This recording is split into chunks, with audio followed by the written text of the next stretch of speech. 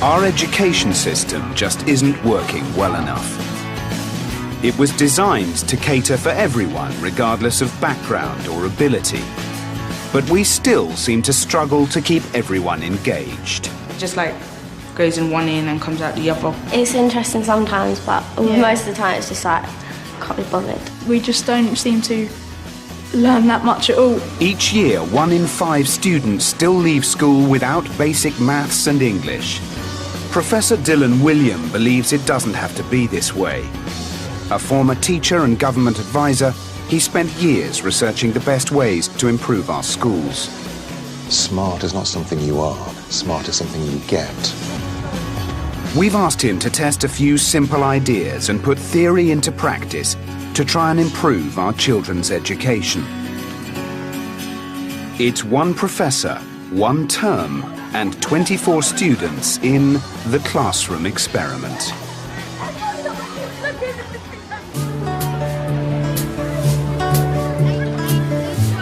This is where the experiment takes place. Hartswood School. 1,200 students and 90 teachers in Hertfordshire.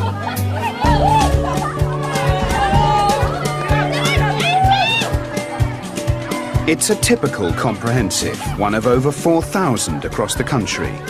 Blazer. Put your shirt in, please, thank you. Over the summer term, Dylan will try to increase engagement and ultimately raise academic achievement. It's the first chance he's had to test these theories together on 1 class. It's going to be difficult for the teachers, it's going to be difficult for the students, but I think it's going to be one of the really important things that we do to create classrooms in which every student is expected to participate and to engage and to learn. We hope that we'll have changed all students to believe that effort leads to success. Smart is not something you are, smart is something you get. Dylan is one of the most respected education advisors in the country. He has pioneered research on how to improve teaching and boost student engagement. Okay, so all eyes this way. Holly, can I see your eyes, please? Harvey, excellent. This class of 12 to 13-year-olds is Dylan's testing ground. Their form teacher is Miss Jenner. Have you given your opinion back on those? What lessons are we going to be doing? Okay, you're going to be doing geography with Miss Pellett, history with Miss Shepherd, and English with Miss Overbury. Okay? So Sharon, here we go. It's a mixed ability class. Emily. Is it both parents? Are you allowed to, like... There are pupils like Emily and Chloe, girls who always take part and get top marks. I do enjoy school, but sometimes it does have its down points. Normally I want to move on, but I don't get the chance to because the teacher has to work with the lowest possible student in the class, so we can all move on together. Both Emily and Chloe are in the school's Gifted and Talented programme. Kids like Jessie and Katie find it more difficult to concentrate in lessons. 9 hours of school. The teachers have to work hard to keep them motivated. The thing that makes me misbehave or like not listen is again when I'm struggling and I feel like the teacher can't help me, I'll just decide not to do the work. There's no point. I mostly like practical lessons because practical lessons you're like proper hands-on and it's just like enjoyable, so it's not boring. Then there are students like Sid. Sid, who are you going to bring? He's not crazy about maths and English and doesn't always choose to take part. At the beginning of the day, I feel a bit worried about coming into school and I dread it because I know it's just another 5 hours of the day, which I think is wasted, and you'll only learn like one thing a week really that you'll actually remember. Yeah, take 2:30 away from 9. Mixed ability classes are common in many comprehensives. That creates a challenge. The teachers have to keep the brighter ones interested, but also meet the needs of the other students. Please, could you write your names on them and I will collect them now. It's 1 week before the start of the experiment. Dylan wants to get a feel for the class. Guys, come on, we can't get on with the lesson until you've got this written down. Leah. Oh, so many people. I promised I'd see them as well. All of them. Very good. What I want you to do, I want you to write that down, okay, that definition. There don't appear to be any serious behaviour problems, but Dylan notices something he sees time and time again. Okay, guys, hands up then. Hands up. Some kids can't wait to take part, Can I please have two people who have... Oh, two people right there. while others just switch off and opt out. Hands up, what are some of the worst things do you think about the slave trade? William. Dylan thinks that hands up is one of the most damaging things that happens in a classroom. He believes only a quarter of students consistently put their hand up. Cool. See a few more hands, guys. I've got the same hands every single time. Emily. Emily. Emily. Fed 1,000. Yeah, fed the 5,000. Any other? I try to put my hand up quite a lot because I feel like I'm getting more involved in the lesson. I think the smart people put their hands up when a teacher asks the question, because most of the time they know what they're doing. And like the shy people tend to sort of stay out of that. Sid and Katie aren't as keen to volunteer. I put my hand up in class when I feel like I've got the right answer, but I don't do it as often as the other students because there's only a few lessons that I think I'm quite good at.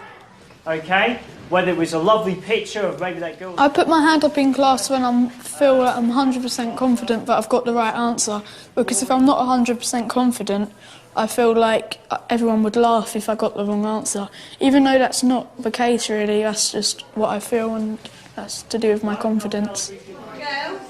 It's always the same students putting themselves forward. The more confident ones, like Harvey and William. The kids who generally sit at the front. Hold on, though. I mean... The less confident ones, like Jamie and Holly, sit at the back. We'll put it here, actually. Okay. Hey, come in, please. Dylan wants to start by asking the teachers to use a technique he's been advocating for over a decade. The children who are answering everything you ask them are actually getting smarter. Their IQs actually go up. And there are other children in the same classroom who are foregoing that opportunity to get smarter. So if you're allowing children to volunteer to participate or not in your classroom, quite simply, you are making the achievement gap bigger. First change I want to encourage you to make in your classrooms is that when you ask a question, students do not raise their hands and you choose who to answer. It's very hard to do it at random unless you have some kind of randomization device. The way to choose students' names at random is to write their names on lollipop sticks, put them in a pot, and when you've asked a question, just pull out a student's name at random. They know that they... Dylan knows this is going to be tough for the teachers. So little techniques like that can really help to make... He wants them to end a practice that's been a classroom habit for over 100 years. It's probably going to be a mixture of apprehension, because it's going to be something new. And I think when you do something new for the first time, human nature is you think it's going to fail. And then tell the students that... It scares me because it's new. It scares me because it's something that I don't normally sort of think about. I have gotten into the habit of feeling very secure with put your hands up, don't call out. It's that sort of, no shouting out loud. And one of the ways to sort of circumnavigate that is by kids put up your hands, so you've got a sort of order in the class. Monday, day one of the experiment. The teachers are armed with their pot of lollipop sticks. I feel good about it. I just want to see how it works, and hopefully it will be all right. Okay. Maths teacher Miss Obi is the first to take the plunge. I'm ready. Maths is one of the most challenging subjects to teach. Comprehensives usually tackle this by dividing the class into 2 ability sets. Miss Obi teaches the lower set. And if we wanted to write half as a percentage... It says no hands up except a question. The theory is that the sticks should engage everyone, even those who dislike maths like Katie and Jessie, as well as brighter kids like Harvey. The numerator, what you done to the denominator. So Well done, Harvey. And what 7 is by that? 4, and that's 28. Excellent. But first to be called by the sticks is another student who likes to stay below the radar. Jamie.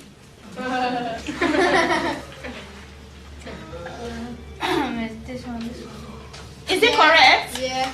0.5 is equivalent to half. Thank you very much, Jamie. Thank you, Ryan. Go back to your... Within minutes, the kids forget the new rule. Oh, Charlie. Kira. Did you understand what we did? Can you just in 2 sentences? I got it wrong. Look at it. As the lesson moves on, the kids and Miss Obi get more frustrated. Thank you, Liam, but there should be no calling out. Thank you. Taylor. Oh, Taylor's never going to get it. What should I do? How can I... Liam, will you stop?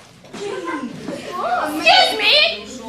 Yasmin, actually, I don't understand you anymore. What's wrong? Why have you chosen to be naughty? I haven't. Yes, you have. You have actually made a choice.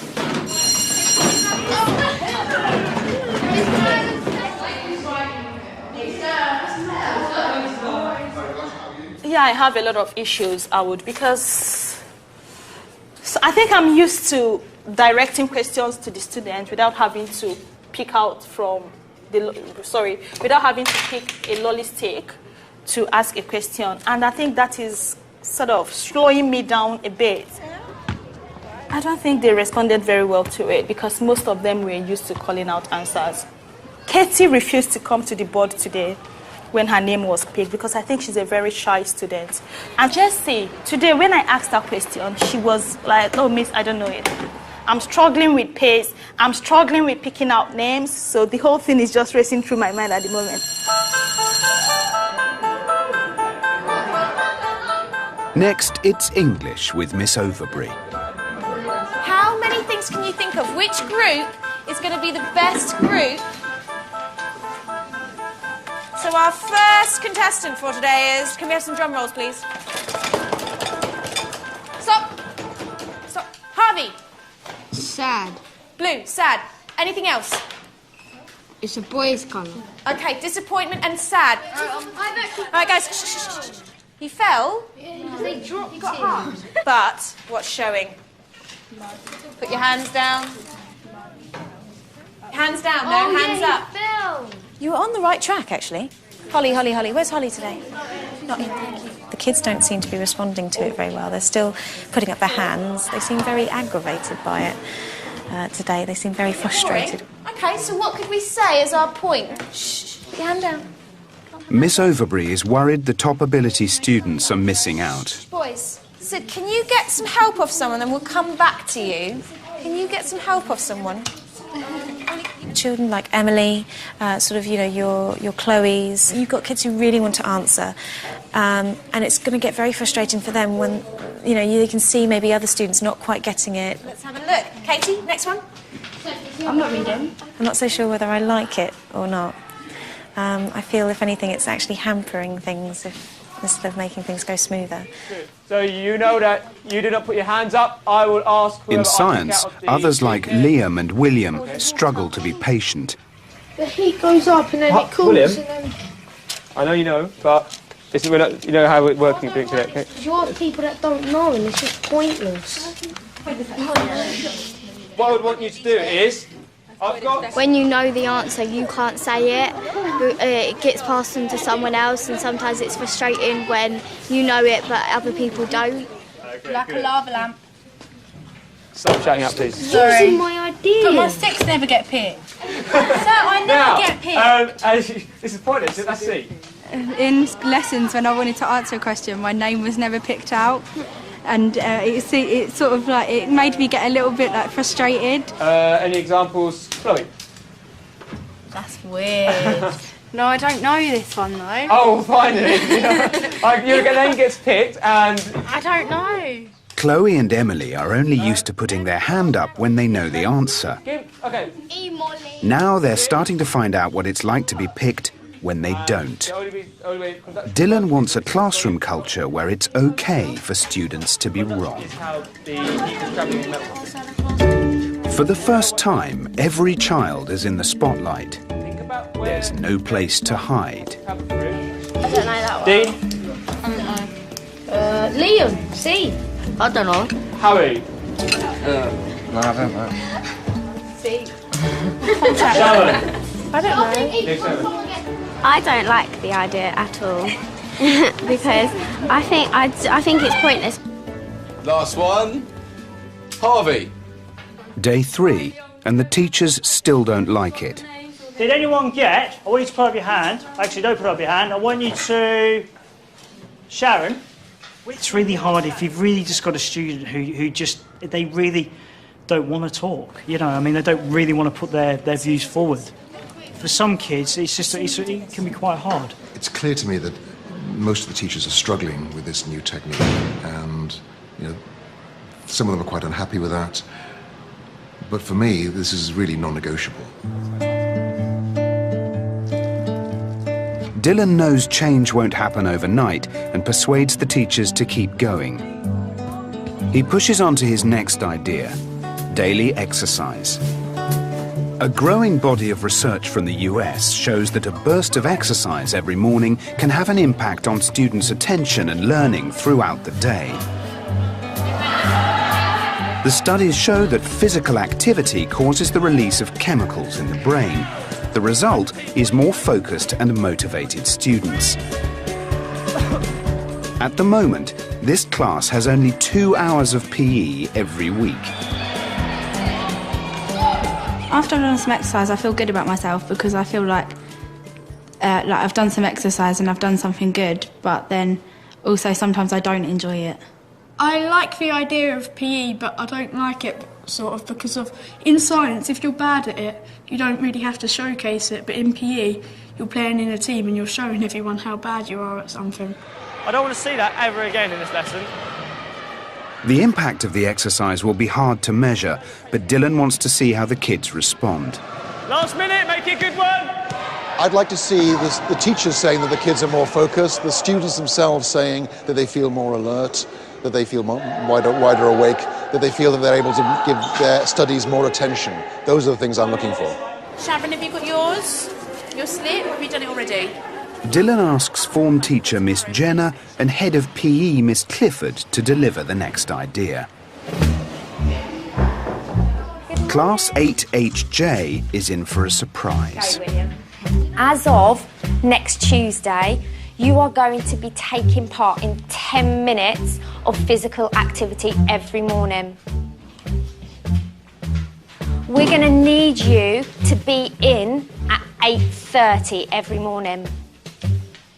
So if you're not someone who's good at getting themselves organised, you need to start doing that and maybe thinking about getting all of your equipment ready the night before. We need everybody involved in this. We need you to be switched on, motivated first thing in the morning. Is that clear? Yes, Miss. Fabulous. So this 10 minutes, you're going to arrive at what time?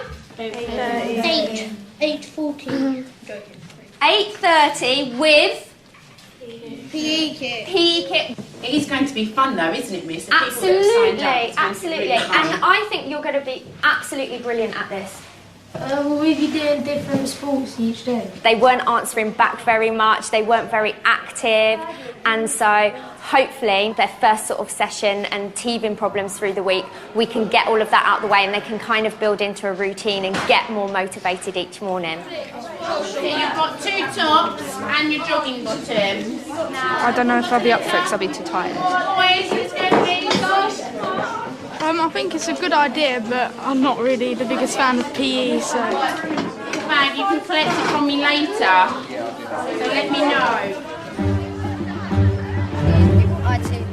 It's the first day of the daily exercise, and it's off to a slow start. Getting 24 teenagers into school 15 minutes early is no mean feat.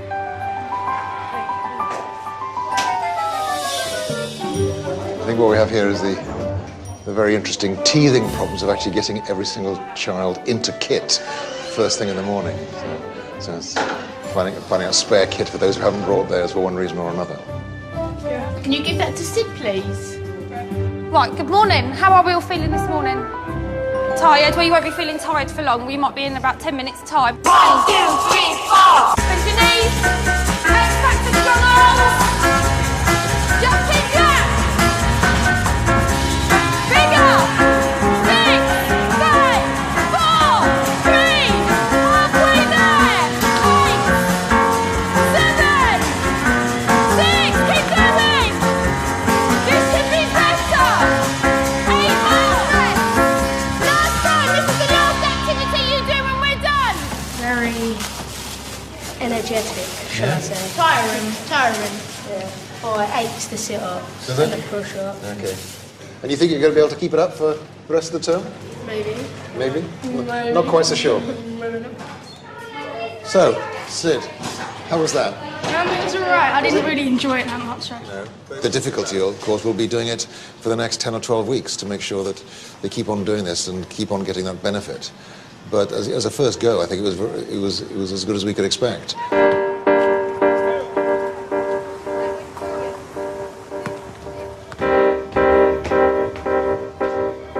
It's now 1 week since the introduction of No Hands Up.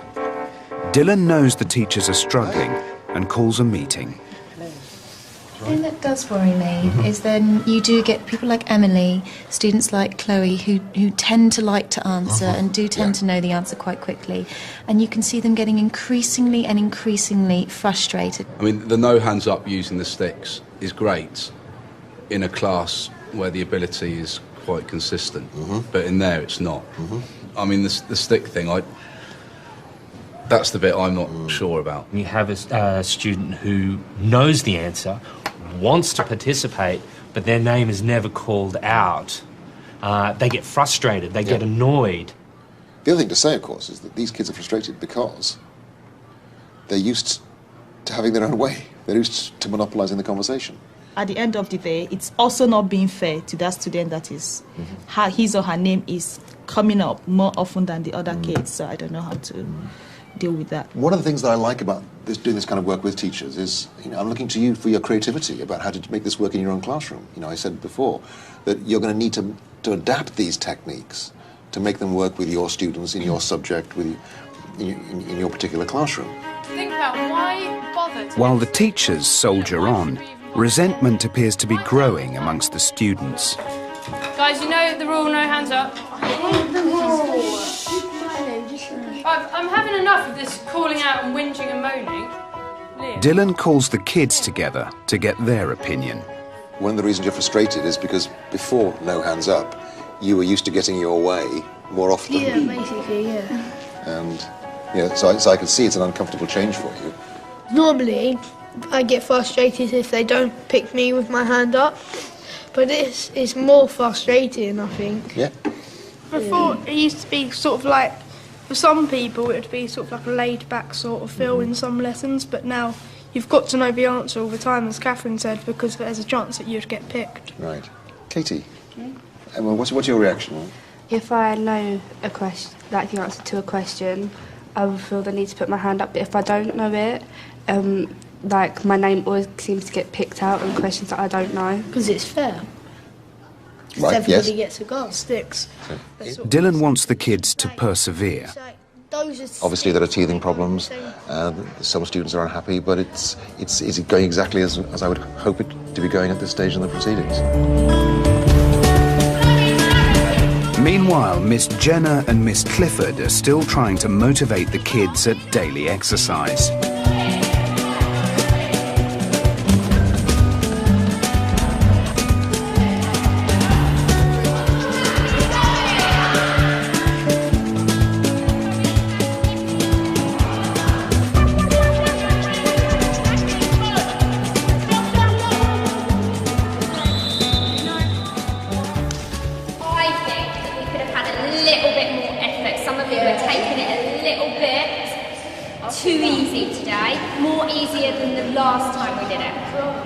You've got 2 minutes to get yourselves into your uniform. Run, off you go. For some, the early start is paying off. It's quite interesting because when I'm in the morning, because I wake up and I'm like really asleep, and then when I come here, like I'm woken up a bit and I'm excited for the next lesson. At the beginning, I just felt like, oh, I'm not going to be able to bother with this. But now that I've done it, it's actually really good. It's got me in a more happier mood and got rid of, made me less tired, sort of. I used to feel tired and kind of drag myself to school, but now I just feel sweaty and I guess more awake than I used to for first period.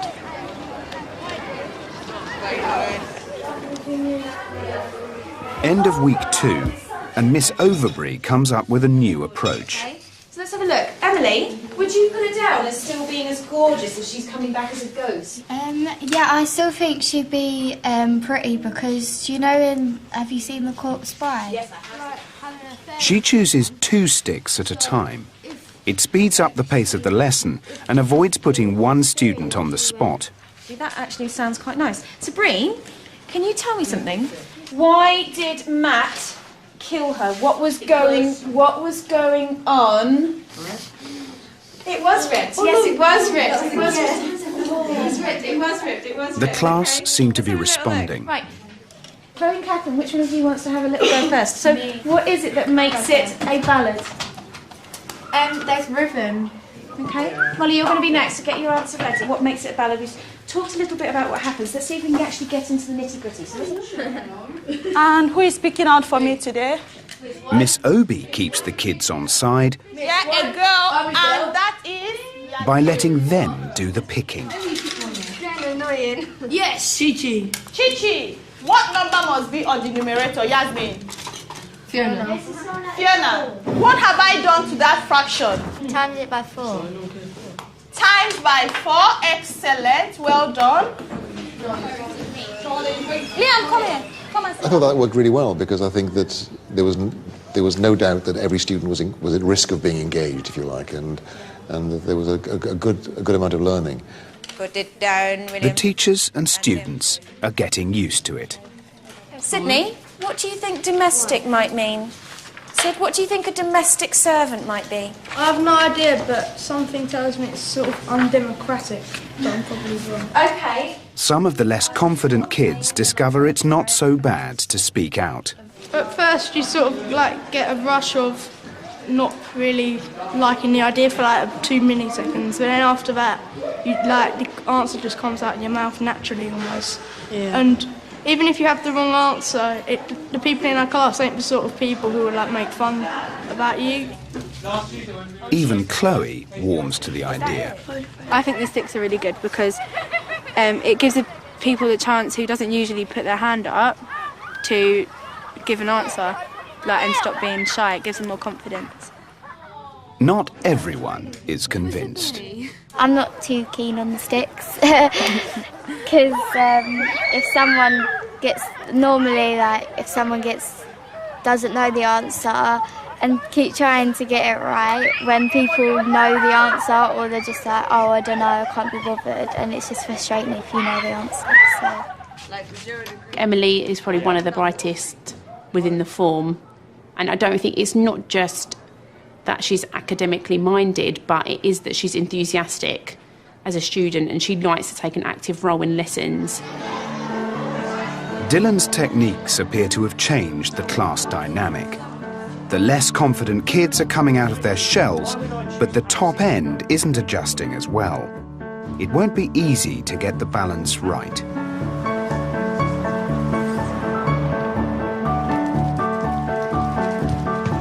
It's Thursday, and the kids have been exercising every day for over 2 weeks. Okay, so it's 8:40, and I'm wondering where the students are. This is meant to be the start of the day, so clearly it's not happening as quite like clockwork as I might have hoped. Morning, boys. Couple of minutes, please. Morning. Yeah, so we have 4 boys anyway, so but it's still You know, the difficulty of the school day is so precisely timetabled that unless we can get this happening really almost effortlessly, the students are actually getting here on time, getting themselves kitted up and in here without chivying, then it's going to be really difficult. Morning, ladies. Couple of minutes, please. Getting the kids to arrive on time is still a problem for Miss Jenner. I think some of them are getting a little bit tired from the routine of getting here a little bit earlier. So, some of them seem a little bit grumpy. It seems to be getting to some of them a little bit now, the routine's kicking in. I think, like, oh my God, we've got another 10 minutes exercising almost every morning. And I'm really disappointed that there's not many of us here, so I'm going to quickly take the register to see who is missing, because I'm not going to nag the people that are here, I will nag the people that aren't. 10, 9, 8, 7. For some, the early start is still a struggle. And to those people that have turned up on time today and have had a fantastic exercise morning, well done, because I can see that you've been working really, really hard this morning. Actually, Miss Clifford is really pleased with the way that you've been working, and thank you for your help today, boys. The people that didn't, you have really, really upset me this morning, really upset me. It is hard for me and Miss to get here on time as well. Okay, this morning I got up extra early to go and buy you guys lunch to say well done. So it's really hurt me this morning that I've got so many people turning up late. I always want them to do well at everything. Obviously, you know, I'm always pushing them to do their absolute best, but to me, it was the attitude towards it really, that I felt that they were trying to get away with sloping up a little bit late. And that's what upset me about it, because they knew the kind of attitude that we expect from them, and they knew that that wasn't on. Week 3. It appears the sticks are working. More kids are now actively engaged, but some of the top students still don't like having to wait their turn. Sir Dylan's now got 2 more ideas he thinks will meet the needs of every single student. He believes no child should ever be left behind in class. It feels worrying when I feel like I'm left behind, because if the longer you leave it, the harder it is. Like, you can't walk up to a teacher and say, oh, 2 lessons ago I didn't understand that. When I don't quite get the lesson, I feel like more stupid than everyone else, because they'll be like doing the work and I'll be asking the teacher for help. Dylan doesn't just want one student to answer, but all 24. Hi. I think the next stage after you've got no hands up under your belt is what I call all student response systems. What you need is one of these, a mini whiteboard. I think mini whiteboards are the most important development in educational technology since the slate. If you want to get every student engaged, if you want to find out whether they've understood something, you ask a question, the students write their answers on the mini whiteboards, and then they hold them up. And you can quickly eyeball the whole class to see if they've understood it or not. It's very simple, but incredibly useful. Another technique we're going to encourage you to use is traffic lights. Every child has 3 cups. At the beginning of the lesson, the green cup is showing. If you want to signal to the teacher that you think she's going a bit fast, you show yellow. And if you want to stop and ask a question, you show red.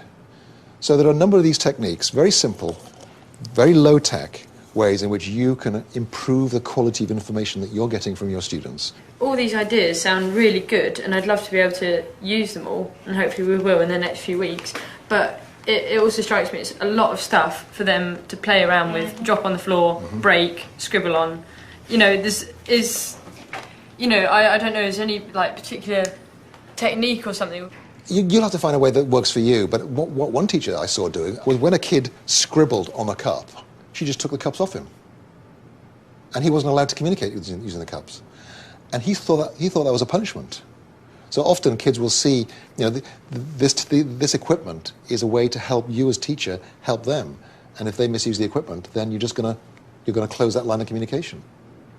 I think that what Dylan has given us today is going to be really, really helpful in class. It's somehow things that I have heard of before, sort of in the grapevine, but I've never really implemented for one reason or another. Maybe because I didn't have the time, I didn't have the resources. It was a great idea at the time, but I never really got into it. And I think it's going to be a really good opportunity just to try things out. Miss Obi is nervous about more change. The whole training is giving me a mixed feelings because when you start something, some kids are going to react negatively to it. So there is that anxiety because I know that for the next couple of lessons, it's going to be disruptive. Miss Obi has only been teaching for 2 years. She changed her career from banking when she came to England. I'm going to give you out whiteboard pens and you do. Once you write on this board before I ask you to start, I'll take it off and that's it. You've lost your chance. Miss, can we test it if it works? It works. Okay. 3, 2, 1. So far, so good. The whiteboards work well and everyone is engaged. Okay, time is up. Can everyone show me their answers on their whiteboard quickly? Show me your answers quickly. Okay, from checking your answers, most of you have got it wrong. You don't... Excuse me. Now. 10 minutes into the lesson and the boards are put to more creative use.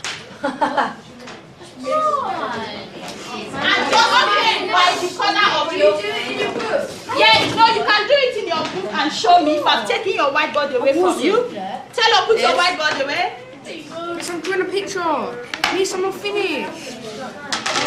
Miss, I'm not You drew on me.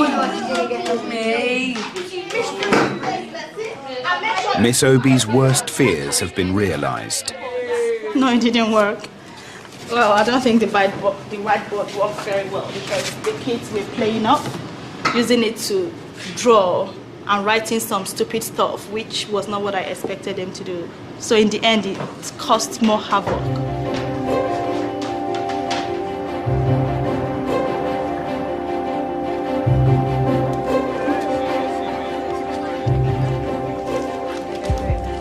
Miss Overbury wants to try the coloured cups.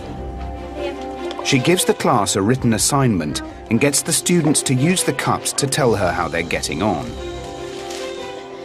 If at some point during your assessment you're not too sure about something and you're feeling a little bit worried, I want you to please to go to the yellow one. If, however, you're really stuck and you need immediate attention, i.e. you want me to come to you first because you're really stuck, you can't even go on to the next sentence, I want you to put down on a red. I want everyone, please, to put it on the green for now and leave them alone. I want everyone not to be touching them. You're touching them. You're a cup toucher. Leave it. Why is that so effective? Because what's that reminding us of? You'll never walk alone. The slogan. Yeah, perfect. So it's reminding us of how the slogan still use it. Was penned. Penned. It means like you're crammed into a very small space. No triangles. It worked nicely because it just stops them from having to keep their hand up the whole time, and it means that I can get to them fast. So yeah, it worked well. But I have noticed that they're just buckling down quicker to it, so that's nice to see. Okay, so now you want to actually be looking at the techniques. Okay, so I want you to pick. Yeah, I did enjoy it because I did feel like more focused in the class. I think that the coloured cups is a good idea. I think you can get like a feel of what the whole class are thinking. Hold on, if I see a yellow cup, I will come to you. The new techniques are a hit with the students. If you're stuck on something, when you're writing in your books, you're independent. But if people's putting their boards up, you can look around and get help, basically. I think that the cups do actually work, and instead of putting your hands up all the time, you can just sit there and just wait for a teacher to come round. You don't have to keep your hand held up. Whiteboards are good because you can get an overall view of what the class thinks of the work. I like the whiteboards. Because it gets more, if you think about it, it gets more information down and everything. And also it's fun. I like the whiteboards because you can get your answer like quicker and at least everyone can answer that way. And also it's a bit more interesting than just writing it in your books. Miss Obi decides to give the cups a go. Thank you, Charlie. It doesn't tell you what P is. If I'm going too fast for you, you turn your cup to amber. Then, if you do not understand anything at all, if you do not understand, if all I've been saying does not make any sense to you, you still don't have a clue what I've talked about, you turn it to red. Okay? Now, Dean, can you give me... But the cups bring a bigger problem. Ryan, I'm going to take those cups off you now. I need it to be on green. I haven't even done anything that you don't get yet.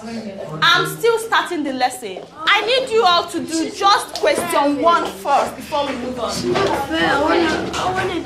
We need to get that number that we multiplied by 2.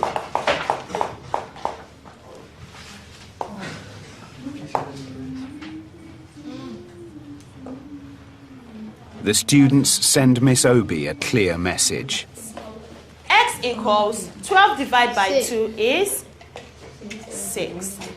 It's not 4 divided by 4, it's 12 divided by 4. Jessie, Katie, Harvey, and many others turn their cups to red. Okay? Charlie, turn around. 14 divided by 2 is what? Charlie. I'm offended. I'm coming, Harvey. Miss Obi!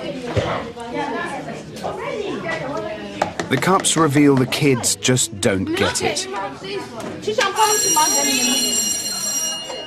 minute. Dylan decides it's time to have an honest conversation with Miss Obi. Yeah, so how do you think that went? Not very well. No. Because they kept playing with the cups. But it's shocking how they forget things. I think the problem with this class is at the moment they don't understand what those expressions mean. So when you say 4x plus 3 equals 12, they don't realise that you start with the x, then you multiply by 4, and then you add the 3, and you end up with a 12. I don't think they understand the order of the operations well enough, which is why they're struggling. So... Okay, I don't know. The thing is, if each time you do something new, they struggle, they get it now, leave it, come back to it after 1 week, they wouldn't even remember they've done it before. Which suggests that they're not really understanding it, but they are getting the hang of it. But the problem is, as soon as you teach them something new, then the last thing you taught them goes out the window again. The cups expose exactly what Dylan wants. Miss Obi thought she was getting through to the class, but her lesson wasn't working. She needs to have the courage to face up to that, something many teachers never do. The difficulty of all of this is that most teachers teach these lessons and they think the students are understanding it, and therefore they don't want to know that it didn't work. It's almost like ostrich-like behaviour. And what many of these techniques reveal is that despite your brilliant lesson, the kids didn't get it. And I think every teacher should want to know about that. It's 5 weeks in. Dylan has an idea that he thinks might help Miss Obi. He wants the students to observe her class and then offer advice on how she can improve.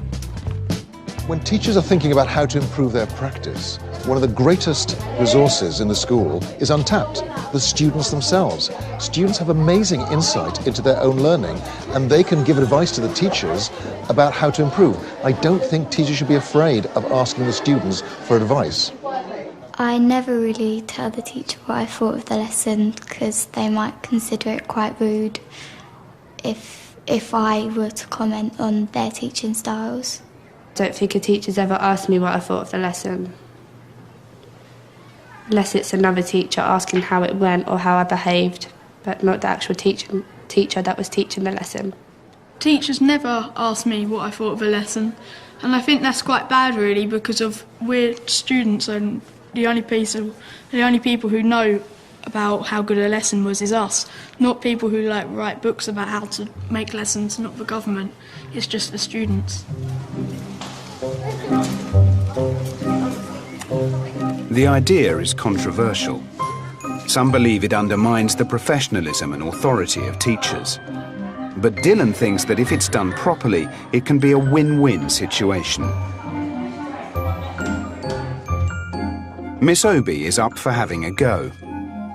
If you've done something wrong and someone tells you about that in a very good and professional manner and offers help on ways to improve your practice, I think it's a very good idea, and I love it so much because I always love to learn from my mistakes. That's how you spell. Dylan chooses several students, including Sid and Katie, for student observer training. So you've got to be really professional because the teacher has to trust you and has to trust what you've got to say. Okay? They learn how to analyse a lesson, examine how much learning takes place, and give constructive criticism without getting personal. You need respect, because if you haven't got respect for someone, then you can't really give good feedback about them. And honesty, because if you're not honest with the feedback, then there's really no point of giving feedback, because the point of this is to actually tell it like it is. Brilliant. Okay, fantastic. So when you have your first meeting with them, you can share sort of what you looked at in this training. Sid and Katie meet with Miss Obi to find out what areas she wants them to consider.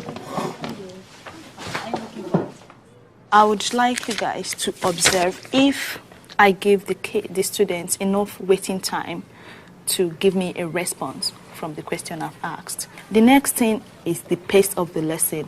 And the last one is behavior, obviously.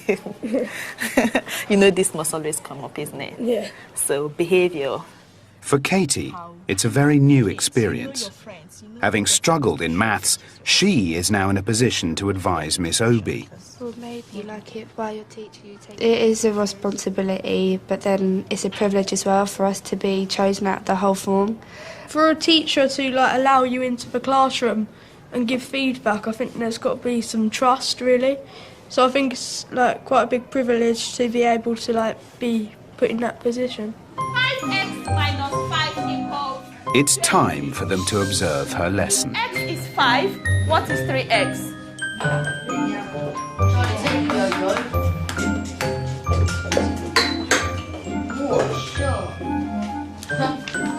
Jamie, have you completed another one? Are you able to do it? I'm doing it again. Shh. 2x plus 3 equals... Cross the magical bridge. Yes, Dean. Shh. Taylor, you know what to do. I've explained how to do this to you. There's quite a lot of people with their hands up, but there wouldn't be so many people with their hands up if, not as many people was misbehaving during the demonstration.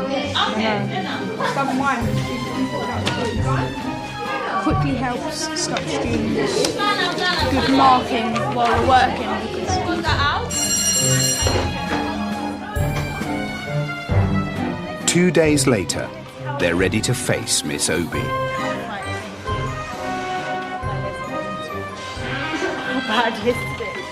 So on average, what do you think? Do you think the lesson was entirely bad? I think that the teaching side of it was quite good. It was really good, but the behaviour side of it was just affecting the learning. Students sort of sometimes seem to be taking advantage of you.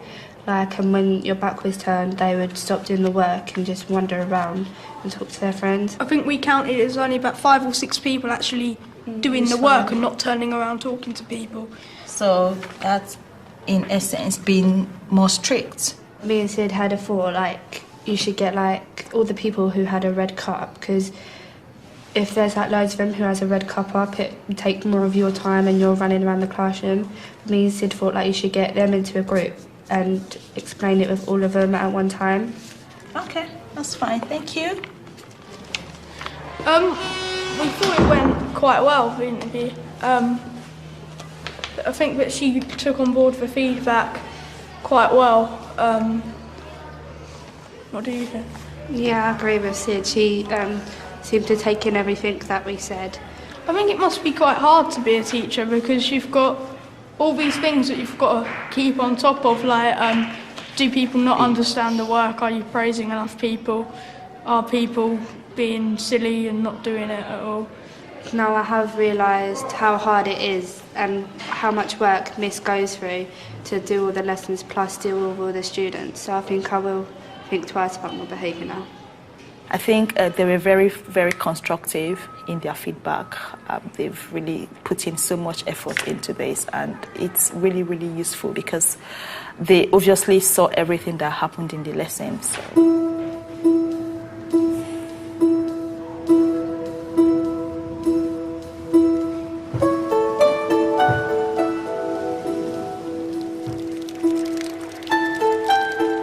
8:30 Tuesday morning, and the kids have been exercising for several weeks.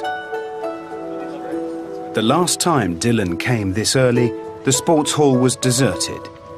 Now he's back to see if things have improved.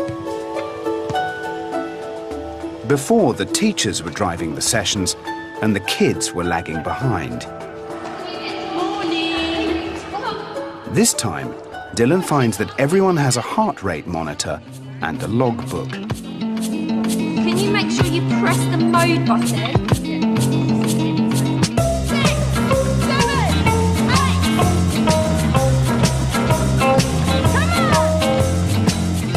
The daily exercise has posed some practical challenges, from fitting more PE into a busy timetable to getting 24 students into kit day after day. Keep going, keep going.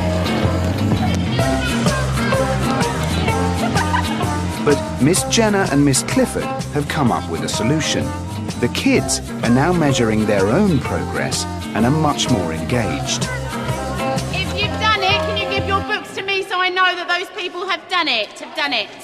Thank you, well done. Right, Holly from her first session did really well. She went from a resting heart rate of 88 up to 189, so she worked really hard. It shows that they're interested, doesn't it? But I think they've been doing really well. Yeah, I do. Keep it, and I think these were a good idea of tracking it, not just for us, but for them as well.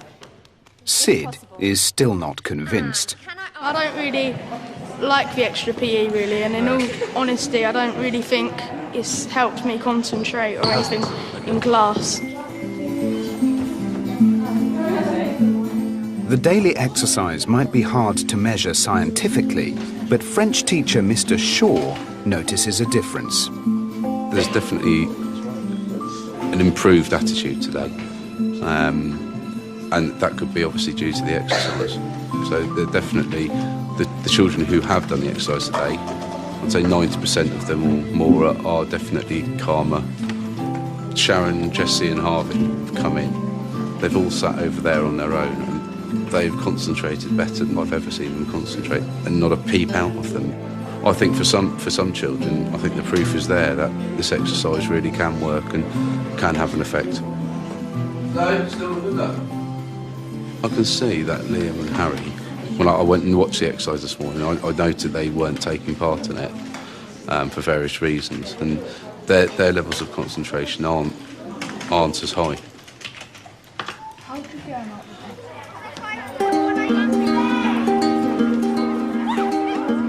Halfway through the term, and the atmosphere in Miss Obi's class has changed. Have you corrected all of them?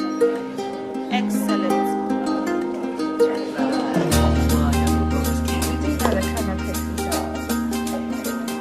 Along with Dylan's techniques, she's implementing some of Sid and Katie's ideas. If you're red, can I ask you to come forward, please? This face is made of rectangle. What is the length and the width of that rectangle? This one? Katie, what is the length and the width? 4 and 6. 4 and 6. Well done. So it felt nice to know that a teacher's finally listening to our opinions on how maybe how to do something different in the lesson, and it feels nice. What should I do, Holly? Times 2. So 18 times 2 is Kiran? 18, 30, 36. Excellent. It's 48 centimeters. I've learned so much, and it's just finding ways to making it my own teaching habit and improving on it, because you keep learning every day anyway. But if I just take what I've got now, run with it, put in some more efforts, put in some more planning into it, I think it would be really nice. Have you noticed much of a change in the students? I feel like there are different students now. They are more actively engaged in classroom discussion, in work, in talking to their peers, asking for help from the teacher, which most of them didn't do earlier. Yeah, 6 times 2, 5 times 6. Yeah, that's right. For less confident kids like Katie, there's good news. Oh, excellent. Well done. And I know you don't find maths easy, but your teacher has said that you are one of the most improved students this year. How does that feel? Does that feel... Makes me feel well proud of myself. Good. Yeah. And is this something you think you're going to be able to carry on, this increased attention? Yeah, because like before I didn't really know that I could get better maths, but now that she said I'm one of the most improved, I know that I can do it then. Yeah, I think it is most... For straight A students like Emily, there's learning of a different kind. I listen to people more because I've actually noticed that some people are a lot smarter than I used to think because they've had their chance to share now, and I think if the sticks do go or if they stay, I definitely give other people a go as well. Before, what would happen is you'd get a group of about 6 people who would always be answering the questions, but now it's a lot more, everyone's in the same group and it's just a lot more people getting picked out, so everyone has to know the answer. Right. It's the last day before half-term break. And just when everyone thought the experiment was running smoothly, there's a new problem. Dylan hears that someone's sticks have gone missing from the teacher's pots. Really? Which pot? My pot? Have they actually? Was it the more talkative ones? Maybe I should place my words better, more carefully. That decided they didn't want their names in the pot. Perhaps they felt they weren't getting a say in the class. Perhaps they felt they were being neglected or left out. I'm very shocked if they did take the sticks out. At the same time, very intrigued. I'd like to know why they felt that they had to take their name out. So, whose name is missing? Shall we have a look? Kieran. There we go. No, there he is.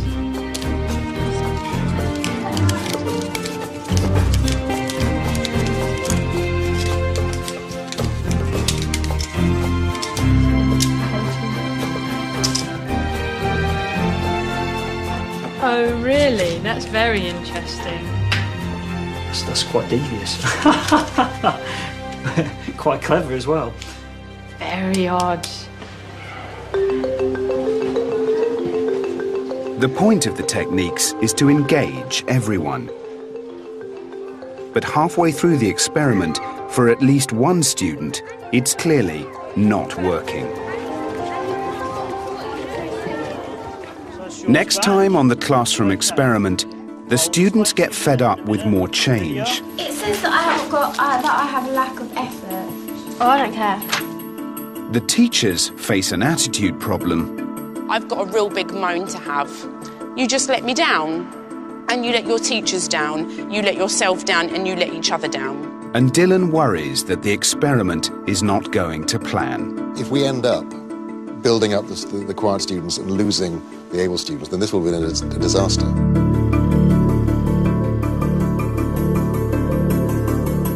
Explore Dylan Williams' ideas further by going online to bbc.co.uk/school season. It's the Artists versus the Scientists in University Challenge next on BBC Two. And that's then followed at 8:30 by a hunt for Britain's next culinary superstar in MasterChef The Professionals.